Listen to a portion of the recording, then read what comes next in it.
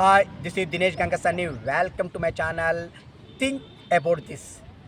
రాష్ట్రంలో ప్రస్తుతం బీజేపీ కాంగ్రెస్లు ఎలాగున్నాయంటే కేవలం బీఆర్ఎస్నే టార్గెట్ చేస్తూ మరీ ముఖ్యంగా కేసీఆర్నే టార్గెట్ చేస్తూ రాజకీయాలు చేస్తున్నారన్నది వాస్తవం. ఇది ప్రజలందరూ అబ్జర్వ్ చేస్తున్నారు.